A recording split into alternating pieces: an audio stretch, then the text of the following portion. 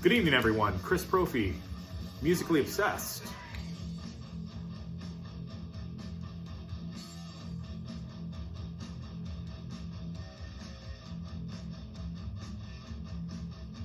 Music from my childhood. MOD. USA for MOD. Just classic. Classic, classic, classic. So that's in the background. So, I had an idea, and it's 2020, right? Right. So, I wanted to do a series on the hard rock and heavy metal albums that came out in 1980, which would make them 40 years old this year, right?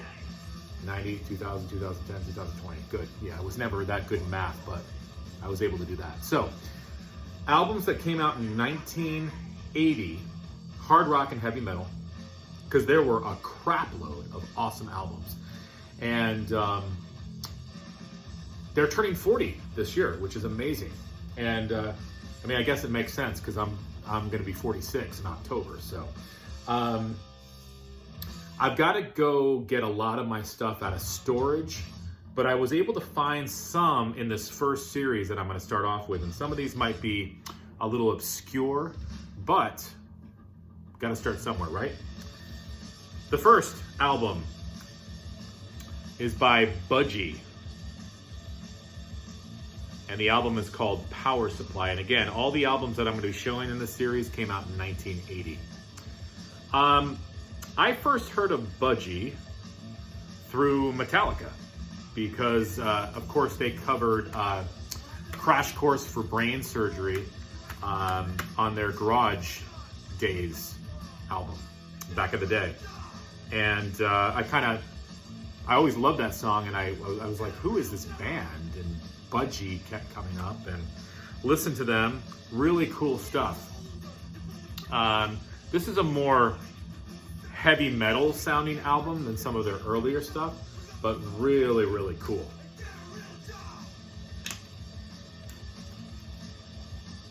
Power Supply. And again, if you just like 1980s heavy metal, you're gonna like this stuff. These are all the albums that Budgie came out with. Lots of albums. So if you like Budgie, there's a lot to choose from. Next, a new wave of British heavy metal band, Tygers of Pan Tang, Wildcat. Just a great album. I love Euthanasia. Susie Smiled, Badger Badger, Fire Down, Killers, Money. Just a great new wave of British heavy metal album. Before they got a little commercial. This is a heavy album. So if you've never heard Tygers of Pan Tang, but you like new wave of British heavy metal, check these guys out. Next, Ian Gillan solo, Glory Road.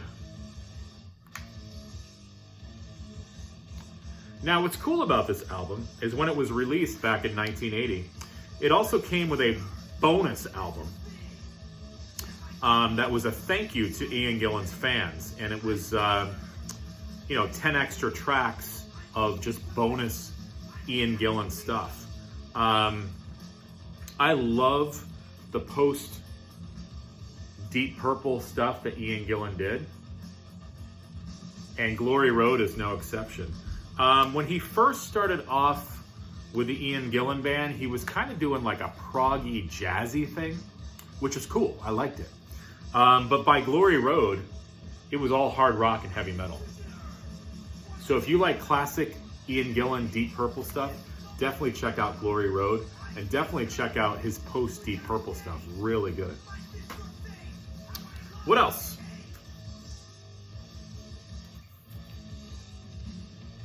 Girl School, Demolition. And if you've never heard of Girl School before, they are an all-female band. Picture the Bangles, but with a Motorhead vibe. Yeah, these girls definitely have a Motorhead vibe.